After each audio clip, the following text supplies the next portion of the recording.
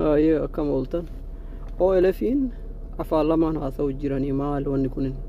Afaan tokkoon Itoophiyaa mootummaa irraa buusuu hin barbaannu jedhan. Mootummaa qabachuu hin feenu. Afaan tokkoon ammoo uummata Oromoo bilisoomsuu deemna. Gabrummaa jalaa baafne.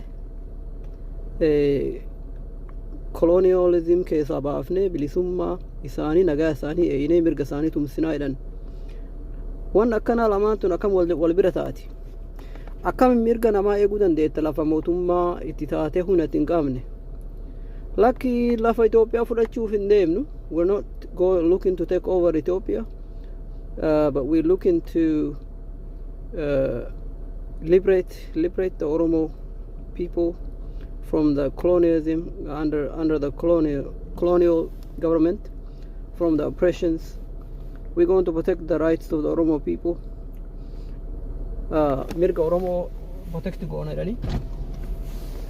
How is it possible for them to claim to do that? You see, mata Oromo nama matan kamne tifakate warkun. Akkamitti wal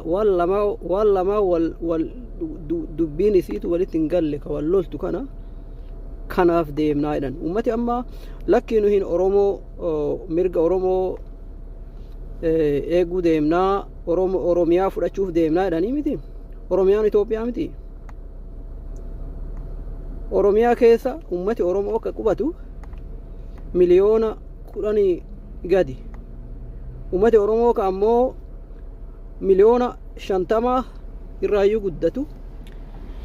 Itoophiyaa keessa hedduu lafa Itoophiyaa bakka ummati Oromoo hin galle hin jiru. So yoo ummati Oromoo mirga ummata Oromoo eeguu fi saaminsaa fi cunqurfaa jala baasuu yoo ka barbaadan taate ummata hagas ga'u ka miliyoona 50 ka Itoophiyaa keessa bakka hedduu qubatu maraayyuu Itoophiyaan ka jirtu ka saaniti kana marruuyyuu haa Oromiyaatti godaanu. Ummati Oromoo kun ka Oromiyaa keessa hin qubanne riijenii xiqqoo san keessa hin qubanne kun mirgi isaanii yoo isaan Oromiyaa keessatti achi goggodaanan malee mirgi isaanii Itoophiyaa guutuu keessatti eegamuu hin danda'an jechuu sababaalleen yoo ummati OLF'n kun Oromiyaa bicha harka isaan keessa seente guutumaan guututti ammoo ummati lafti Itoophiyaa kun harka mootummaa yoo jiraatte akkam mirga Oromoo kanaa eeguu dandeetta. Saaminsa isaanii du'a isaanii du'a ummata Oromoo ka Itoophiyaa eeriyaa Oromiyaa keessa hin qubanne hin jiraanne maroo achi keessa lafa isaanii gadhiisanii qabeenya isaanii gadhiisanii Oromiyaatti haa godaan jechuu isaaniiti. It doesn't make any sense. Agarte wanni meeshiniin dhaamsise wanni isaan haasa'an kun akkamitti tahuu dandeetti. Isi ummati kunin ummati generation haaraa amma OLF'n deemu jiru kunin ummata aqliin isaanii taphatu jirammoo dhugaa waan kana wayirra geessuu fi hawwii qaban. Agarte generation OLF haaraa kunin seem to lack any foundation hin qabanii. Harka tokkoon Oromoo mirga Oromoo bilisoomnuuf deemnanii saaminsa qabeenya uummata Oromoo eeynanii mootummaa Itoophiyaa keessatti ka durii fi kan matareelle kan jira jirulleetti cunqursaa uummata Oromoo akka isaan jalaa bahan goona jedhanii. Harka lammaffaatti ammoo lakkiinu mootummaa kanarraa yookaan ka fedhayyuu mootummaarraa lafa Itoophiyaa fudhachuu hin feenu yookaan saniif hojiin kenna mootummaa lafa Itoophiyaa fudhachuu deemun saamiti mirga Oromoo fi tiksuu malee Oromiyaa fudhachuuf deemna malee Itoophiyaa fudhachuuf hin deemnu. Waan akkana waan qaanya isaanii hin fakkaatan mataan isaanii mataan dareen immoo ummata Oromoo ummata gowwaa waa takka yaaduu hin dandeenye sehanii moo waan kana itti taphatu jiranii. Warri kunin waan akkana jira dhiiroo gaafadha.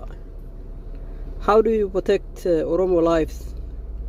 Oromo nafse Oromo akkami protect goota lafa Oromo akkami protect goota yoo lafti ati fudhachuuf deemtu xiqqoo lafa Oromiyaa xiqqoo san bicha yoo taate lafa Oromoo ka Itoophiyaan guutuun lafa Oromoo yoo taate san isaanii dhiifte mootummaa kaanii mootummaa warraa dhiiftee deemtamoo ummati Oromoo ka Oromiyaa keessa hin qubanne Oromummaa haqa Oromoon qaba jechuu kan keeti gaafadha kanallee.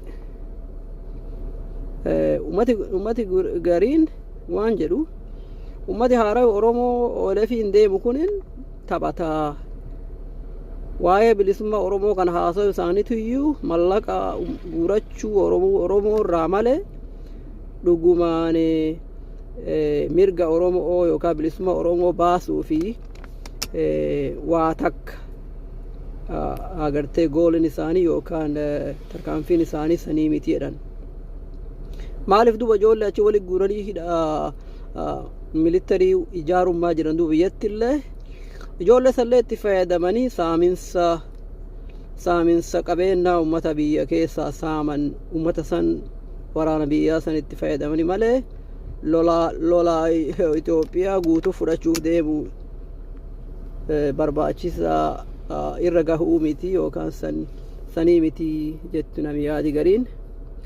Garuu ummati OLF kun yoo dhugan laalte pilaana hin qaban yookaan ummati mee mootummaan kuniyyuu irraa gadhiisee Oromiyaa saniyyuu itti gadhiisee mee fudhadhaa shaagala mootummaa ijaaradha jedhaniin iyyuu pilaana hin qaban. Pilaana fiicharitti lafa tana akkami ijaarra ummata kana akkami walii galchina ummata Oromoo hin tahin ka Oromiyaa keessa qubatu akkami nagaa isaanii tiksina akkami nagaa Oromoo tiksina security yookaan ummata maraayyuu nagaa akkami walirraa akka isaan nagaa qubatan nagaa isaanii walirraa eegsisna akka walin dhoof nagaa isaanii tiksina ka Oromoo walirraa eegna Oromoo kan tahin hoo akkami nagaa isaanii eegna akkami nagaa isaaniitii fi qabeenya isaanii akkamitti tiksina naabsee isaanii akkamitti tiksina kana takkallee plan isaanii lafa kaayanii hin jiru.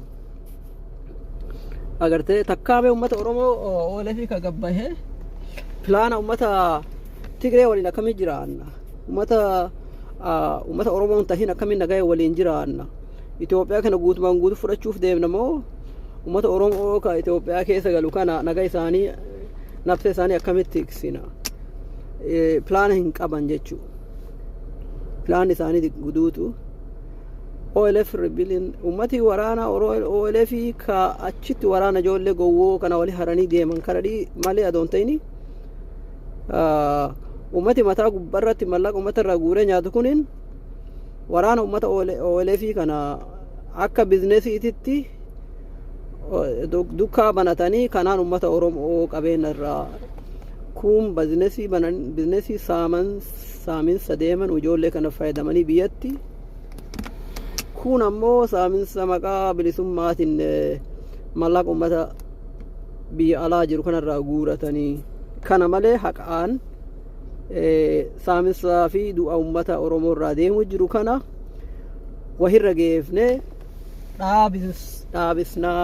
dhaabnaa ka jedhan pilaana ittiin qabanii takkaayyuu hin qabanii ka barreessan hin jiru ummati Oromoo ka biyya biraa jiru ka Oromiyaa kutaa Oromiyaa keessa hin jirre mirga isaanii akkamii eeggama qabeenya isaanii akkamii eeggama ummati biraa ka ollaa isaanii qubatu kunoo ka Oromoo waliin qubatu kunoo nagaa isaanii akkamii eeggama kana takkallee hin qabdu akkami ummata walirraa tiksina akkami nagaa ijaarraa akkami ikaanamii ijaarraa akkami mana yaalaa mana hospitaalaa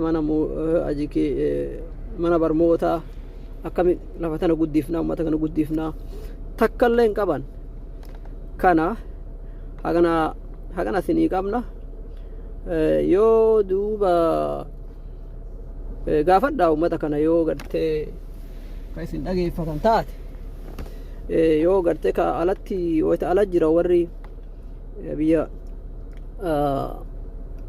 alaa kana yoo jiraattan malee biyyatti yoo gaafii akkana gaafattan nama ajjeesan jedhanii akkamitti nu gaafattanii nuti isinii beekaa nutti rabbii keessanii nu amanaa nu jala deemaa jedhanii waan akkasi jedhanii ummati kunin nagaa ijaaruu pilaan hin qaban lafa takka ijaaruu democratic nation waan jedhan pilaana isaanii hin jirtu ummati oromoo ummata mee miliyoona 70 yoo ta'u ummati kun hoo ka Itoophiyaa keessa qubatu ka oromummaa waan akka irraa hin qabne ka isaan kaalchara fi hojja qaban amantii fi hojja qaban waan maraayyuu ka isaanii akkamiin mirga isaanii eegama akkamiin nagaa isaanii tiffama akkamiin lafti isaanii qabeen isaanii nabseen isaanii akkamitti tiffamaa takkalle plan isaan lafa oromoo oolee fi lafa keette hin jirtu nagayaallee wayita peace treaty gartee nagaa waliin haasofne jedhanii wayita warri mootummaan amma jiru kunii fi isaan lafa biraa achi dhaqanillee oolee fi plan isaanii lafa kaa'anii plaana kana lafa keenne kanarra wal mira'anne mootummaan kanarra walii galle kanarra wal dhabne jedhanii wanni isaa uummata oromoo gabbaasanii himan hin jirtu kana isin yaa galu haganuma ardha guyyaa biraa isinitti deebina. Assalaamu alaykum.